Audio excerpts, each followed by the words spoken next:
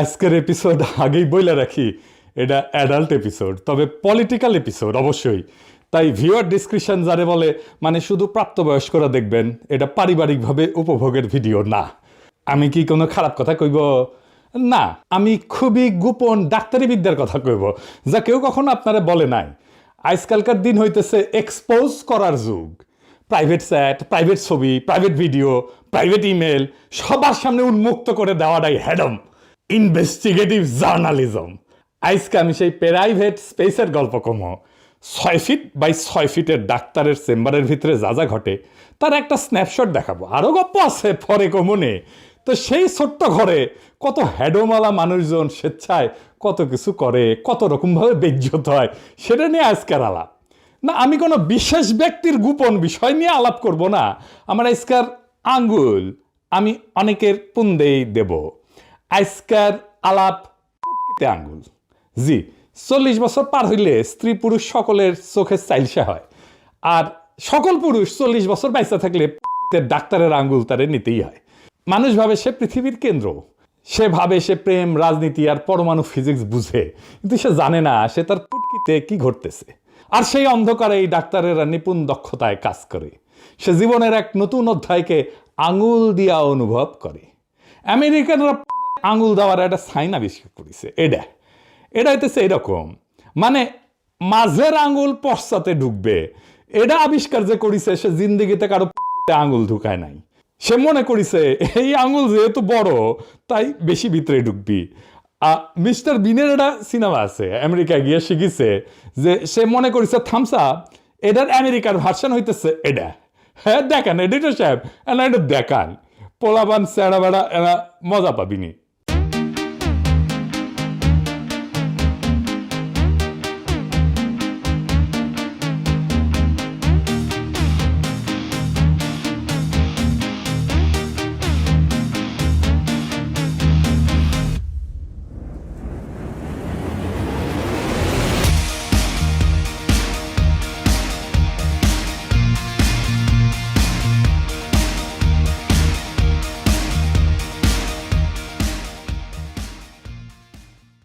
কিন্তু কথাইতেছে আপনার এই আঙ্গুলটা বড় হইলেও এটা ভিতরে ঢুকবি না। হ্যাঁ, বেশি বড় জোর এই পর্যন্ত ঢুকবি, এইখানে এসে আটকে যাবি, এই যে এটি আটকে যাবি।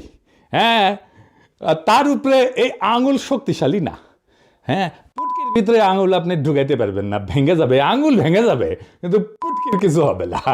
পুটকির স্ফিংটার হেভি টাইট, বুঝছাও? সেই জন্যে আমেরিকান ফাকিং সাইন আমেরিকান ড্রিমের মতোই অকাজের। ইচ্ছা আছে কিন্তু কখনো এটা বাস্তব হবে না। তাইলে কোন আঙ্গুল সবচেয়ে কার্যকর? সেটা তর্জনী। এটা শক্তিশালী, পুটকির সকল রেজিস্ট্যান্স ভেদ করে গভীরে ঢুকে যেতে পারে। সেই সত্যটা আবিষ্কার করেছিল দুনিয়াতে প্রথম কে? পলিটিক্যালি জানেন, সোহরাওয়ার্দীর বডিগার্ড শেখ মুজিব। এই জন্যই সে আঙ্গুল নাচায় নাচায় নাচায় নাচায় বক্তিমা ছাড়িত। আর এই জন্যে রক্ষী বাহিনীর লোগো ছিল এই আঙ্গুল। সে জানতো বাংলাদেশের কোন দেশে আঙ্গুলে ঢুকাবে। এক সময় বাংলাদেশের পদ মারার জন্য তার তর্জনীর আস্ফলন ছিল। তার মানে এই তর্জনী ইজ অলসো পলিটিক্যাল তর্জনী, মানে ক্ষমতা। পুটকিতে আঙুল ঢুকায় এই পরীক্ষার নাম হইতেছে ডাক্তারি ভাষায় পার রেক্টাল এক্সামিনেশন, ইংরেজিতে পিআর। আমাদের পিআর পদ্ধতিতে নির্বাচন নিয়ে খুব আলোচনা হইতেছে। এটাও পন্দে আঙুল দিবে দেশের। যাই হোক, ওই আলাপ পরে করুন নি। আমাদের সময় যখন আমরা মেডিকেল কলেজে পড়ি ওই সময় একটা হিন্দি সিনেমা ছিল, মাইনে পিয়ার কিয়া। তো আমরা যদি কারো পন্দে আঙুল দিতাম তাহলে আইসে কইতাম মাইনে পিয়ার কিয়া। এই পিয়ার কইরা মানে পন্দে আঙুল দিয়া ডাক্তাররা আসলে কি জানতে চায়? জানতে চায় সত্য। আঙ্গুল দিয়া সত্য আবিষ্কার। সত্য সবসময় মুখ দিয়ে আসে না, কখনো কখনো সত্য বাইর হয় অন্য পথে। একজন রোগে আসছিল, কইল ডাক্তার আমার মনে হয় আমি ভালো আছি। তা আমি কইলাম আমিও মনে করি আপনি ভালো আছেন, কিন্তু আমার আঙুলে বিশ্বাস নাই, বুঝেছাও? তখনই আমি বুঝলাম সক্রেটিস বলছিলেন নো দাই সেলফ, মানে নিজেকে চেনো। আমি বলি এটা গভীর দার্শনিক প্রশ্ন। নিজেরে চিনবে কি? নিজের পন্দের খবর রাখে না, যে নিজের পন্দ চিনতে পারে না, অন্যের সাহায্য লাগে নিজের পন্দ চেনার জন্য। সে নিজেরে জানবে কিভাবে? পদ হচ্ছে এই শরীরের সেই গভীর জায়গা যেগুলা সবাই এড়ায় চলে, কিন্তু আমি ঢুকি, ডাক্তারেরা ঢুকে বীরের মতো, কিন্তু বিনীতভাবে। আমি যখন গ্লাভস পরি না ওই পন্দে আঙুল ঢোকানোর সময়, তখন সেটা শুধু প্রোটেকশনের জন্য না, ওইটা হইল প্রতিজ্ঞা। একটা ঠান্ডা লুব্রিকেন্ট যখন রোগীর পেছনে যায়, সে জানে এই লোকটা আমাকে ধোকা দিবে না, এই লোকটা ব্যথা দিলেও শেষ পর্যন্ত রিপোর্ট দিবে। অনেকে ভাবে প্রেম কঠিন। না ভাই, প্রেম হইল চোখে চোখ রেখা, একসাথে গান শোনা। কিন্তু পন্দে আঙ্গুল পার রেক্টাল এক্সাম, সে চোখে চোখ রেখে পেছন দিয়ে ঢুকে যায়। তাও এক্সপ্রেশন দিতে হয়, রিল্যাক্স রিল্যাক্স, ডিপ ব্রেথ। কি রোমান্টিক! প্রথম ডেটে প্রেমিক প্রেমিকা চোখে চোখ রাখে, কিন্তু পন্দে আঙুল দেওয়ার সময় চোখে চোখ রেখা, হাত ঢুকে যায় পিছনে। ডায়ালগও romantic, relax, deep breath. Vote গেলে, ডেটে গেলে ক্যান্ডেল লাইট, আর রেক্টাল এক্সামিনেশনের টর্চ লাইট। ভালোবাসা আসে হৃদয় থেকে, আর সত্যটা আসে অন্য জায়গা থেকে। লোকে বলে তরবারির চেয়ে কলম বেশি শক্তিশালী। আমি বলি আমার তর্জনী এই দুয়ের চেয়ে শক্তিশালী। একটা তরবারি জীবন নিতে পারে, একটা কলম আইন লিখতে পারে, কিন্তু আমার আঙ্গুল একজন ক্ষমতাবান পুরুষকে, একজন ক্ষমতাশালী সিইওকে, একজন পদকজয়ী জেনারেলকে এক শীতল পিচ্ছিল মুহূর্তে তার জীবনের সমস্ত সিদ্ধান্তের কথা পুনরায় ভাবতে বাধ্য করতে পারে।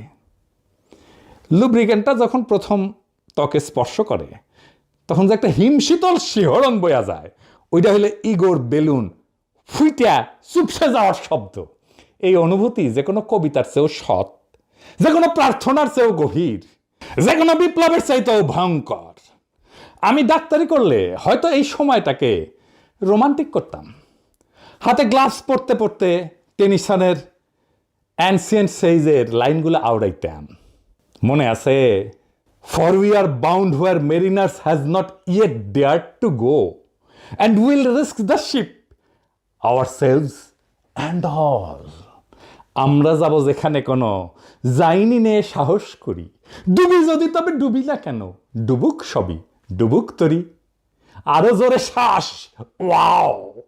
আমার সংক্ষিপ্ত ডাক্তারি জীবনে আমি 1000টা পন্দে আঙ্গুল দিছি।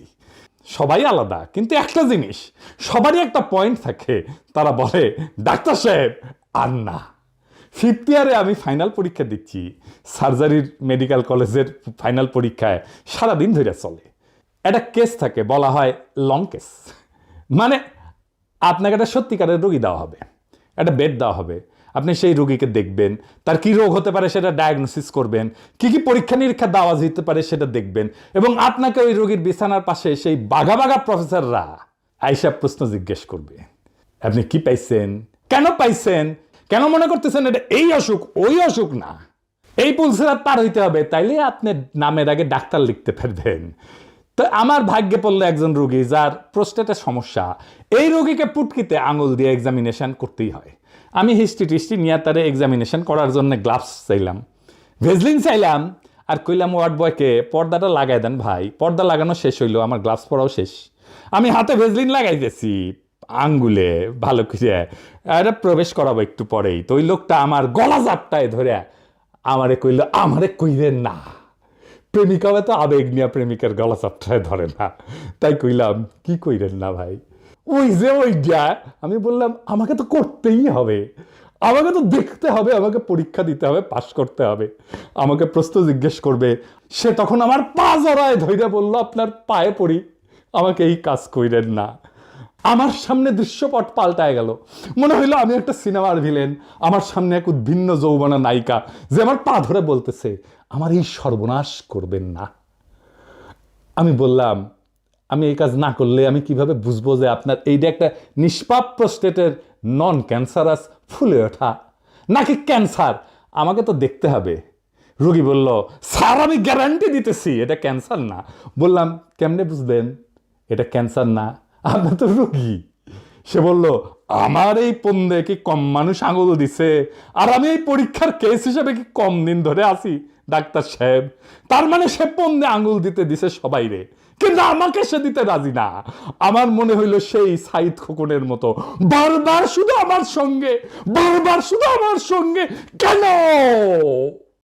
আর মানুষ পান নাই, বারবার শুধু আমার উপরেই, বারবার শুধু আমার উপরেই, কেন কেন? আজকে আপনি যতই বিব্রত হন, আপনার মুক্তি নাই এই পুন্দে আঙুল ঢোকানোর পর্ব থেকে।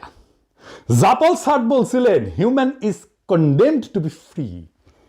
আমি বলি human is condemned to be ফিঙ্গার্ড।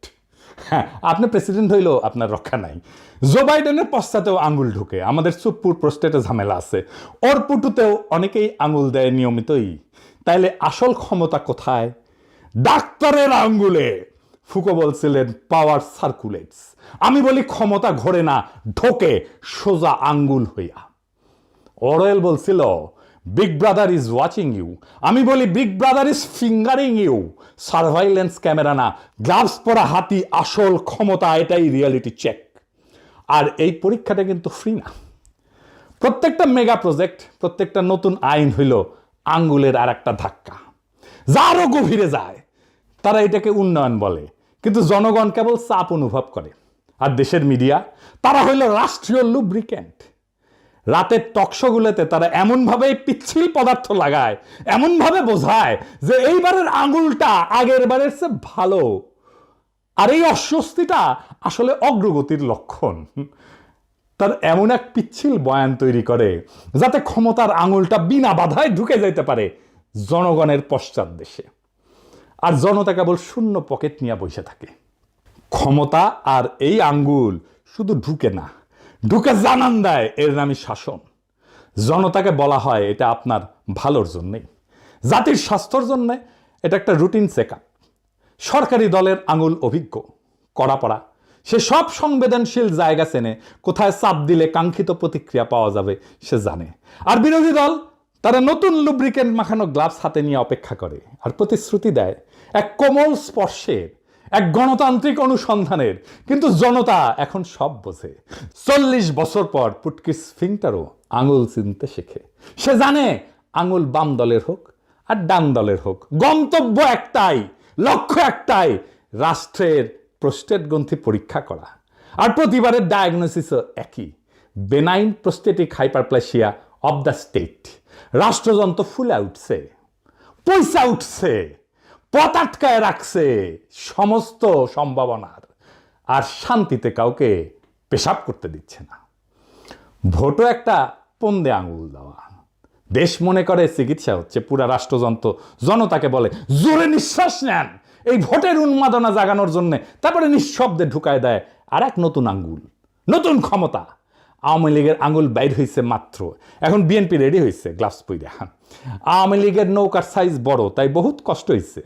তবে আগামীর ধানের শীষ খুব শান্তির হবে না, ওইটা শুয়া আছে, ধানের মধ্যে শুয়া আছে, ওইটা যখন যাবে তখন টের পাবেন। আওয়ামী লীগ বলে রিল্যাক্স, এইটা আপনার ভালোর জন্যে। বিএনপি বলে আমরা সফট টাচ দেব, কিন্তু জনগণের সিংটা শিখে গেছে, পার্টি পাল্টায় কিন্তু আঙ্গুলের গন্তব্য ওইটা পাল্টায় না। বাঙ্গুল্যান্ডের সকল প্রগতিশীলরা সলজ্জ সম্পদের হেফাজত করেন। নেরিবাদী, প্রগতিশীল, ধনবাদী মানে যাদের ধন বড়, এলিট বুদ্ধিজীবীরা সাইরেন বাজাইলাম, এডিটর সাহেব সাইরেন বাজে দেন। এই প্যান্ডোরার বক্স আপনারাই খুলিছেন, কল্পনাও করতে পারতেছেন না কিভাবে হুতায় দেওয়া হবে আপনাদের দেখানো অস্ত্র দিয়াই। আপনারা এক অন্ধকার গুহার দরজা খুলে দিছেন, যেখানে আমি হয়তো কখনোই পা দিতাম না, এইবার আমারে পা দাবাইছেন। অন্ধকার গুহা নিয়া প্লেটো এক দার্শনিক আবিষ্কার করছিলেন। প্লেটোর গুহার এক ধরনের উপমা, অ্যালিগরি বলে আর কি, যা দিয়ে বোঝাইতে চাইছিলেন মানুষ আসলে সত্য দেখে না, তারা সত্যের ছায়া দেখে। গল্পটা কেমন? এটা ফিলোসফির, দর্শনের একটা খুব গুরুত্বপূর্ণ এবং মৌলিক গল্প। আসেন গল্পটা শুনে দেখি। ধরেন একটা গুহার ভিতরে কয়জন মানুষ ছোটবেলা থেকে বন্দী, তাদের হাত পা বাঁধা, মাথাও ঘুরাইতে পারে না, তারা শুধু গুহার দেয়ালের দিকে তাকায় থাকতে পারে। গুহার পিছন দিকে একটা আগুন জ্বলতেছে জল জল কইরা, আর সে আগুনের সামনের দিকে কিছু মানুষ জিনিসপত্র নিয়ে হাঁটাহাঁটি করতেছে, মূর্তি, পশু, গাছপালা। এর ফলে কি হয়? গুহার দেয়ালে সেই জিনিসগুলার ছায়া পড়ে। বন্দি মানুষগুলা জীবনে কখনো আসল জিনিস দেখে নাই, তারা শুধু সেই ছায়াগুলাই দেখে, তাই তারা ভাবে ছায়াটাই আসল সত্য। একদিন যদি হঠাৎ করে তাদের মধ্যে থেকে একদিন কেউ মুক্ত হইয়া বাইরে যায়, তার তো প্রথমে চোখ ধাঁধায় যাবে। সে দেখবে, আরে এতদিন যেগুলোকে আমি সত্য ভাবছিলাম সেগুলো আসলে ছায়া, আসল সত্য বাইরে সূর্যের আলোতে বাস্তব জগতে। যদি সেই লোকটা আবার গুহায় ফিরে গিয়া অন্যদের বোঝাইতে চায় তোমরা যা দেখতেছো সেটা সত্য না, বাকিরা বিশ্বাসই করবে না, হাসাহাসি করবে, বলবে এই পাগল কি সব আজগুবি কথা বলতেছে। আমি হইতেছি গুহা থেকে বাইর হয়ে যাওয়া সেই মানুষ যে ফিরে আইসা নতুন দুনিয়ার গল্প বলতেছি। এর মানে কি? মানে প্লেটো বলতে চাইছেন আমরা সবাই আসলে এক ধরনের গুহায় বাস করি। আমরা সমাজ, রাজনীতি, মিডিয়া এই সমস্ত দেখানো ছায়া দেখা ভাবি এই সমস্তই সত্য, কিন্তু আসল সত্য এর বাইরে গভীর চিন্তা এবং জ্ঞান অর্জনের মাধ্যমে ধরা যায়। সেই জন্যই আমি প্রশ্ন তুলি, সেই জন্য আমি নতুন সত্যের সামনে দাঁড় করায় দিই জাতিকে। সকলে বিভ্রান্ত হইয়া যায়, মনে করে এতদিন যা জানছি সব ভুল। কেমনে হয়? আমি সেই মানুষ যে গুহায় কোনো ছায়া দেখি না, আমি গুহার গভীরে যা অনুভব করি। আমাকে যদি বলা হয় আপনি তো ডাক্তারি করেন নাই, কিন্তু ডাক্তার হিসেবে আপনার কোনো অন্তিম ইচ্ছা আছে, আমি বলবো হ্যাঁ আছে। আপনারা যদি জিজ্ঞাসা করেন কি সেইটা, আমার পৃথিবীতে একজনেরই পন্দে আঙুল দিয়া পরীক্ষা করার ইচ্ছা আছে, সেটা হইতেছে ওয়াকারের পোতবালক। ও নিজে বড় ইনভেস্টিগেটিভ জার্নালিস্ট, ইনভেস্টিগেটিভ জার্নালিজম করে, কিন্তু আমার গবেষণার আকাঙ্ক্ষা হচ্ছে যে কিভাবে বাংলাদেশের দুই জাদরেল জেনারেল আজিজ আর জেনারেল ওয়াকার, এই দুইজন একই পোতবালককে পছন্দ করলো। দুইজন জেনারেল একই পোতবালককে পছন্দ করছে, এটা ইতিহাসে নাই। এটা ইতিহাসের এক অবিস্মরণীয় ঘটনা। আর দ্বিতীয় কারণ হইতেছে আমি কখনো কুত্তার পন্দে আঙ্গুল দেই নাই, এই প্রথম এই একটা কুত্তার পন্দে আঙ্গুল দিয়া দেখতে চাই। আমি যেহেতু ভেটেরিনারি সার্জন না, আমার এই সুযোগ হবে না কোনোদিন। আমি ওর পন্দে আঙ্গুল দিয়া দেখতে চাই, কুত্তার পন্দে আঙ্গুল দিয়া কেমন অনুভূতি হয়। আমি আঙ্গুল দিয়া দেখতে চাই এর মধ্যে বিশেষ কি আছে এই দুই জেনারেলকে আকর্ষণ করলো। নিশ্চয়ই কিছু আছে। তবে এই পদ বালক যদি পদের বুটিক খোলে, আমি সেখানে তার মার্কেটিং ক্যাম্পেইন করে দেবো বিনা পয়সায়, স্ট্র্যাটেজি তৈরি করে দেবো, মার্কেটিং প্ল্যান তৈরি করে দেবো, প্রফিট লস অ্যাকাউন্ট তৈরি করে দেবো, তার সাথে সাথে আমি তার বিজ্ঞাপনও করে দেবো। বিজ্ঞাপনের জিঙ্গেলও তৈরি করে ফেলছি, শুনবেন সেই বিজ্ঞাপনের জিঙ্গেল। এমন পুটু কোথাও খুঁজে পাবে না কো তুমি, সকল পুটুর রানী সেজে স্বামীর পুটু ভূমি, সেজে স্বামীর পুটু ভূমি, সেজে স্বামীর পুটু ভূমি।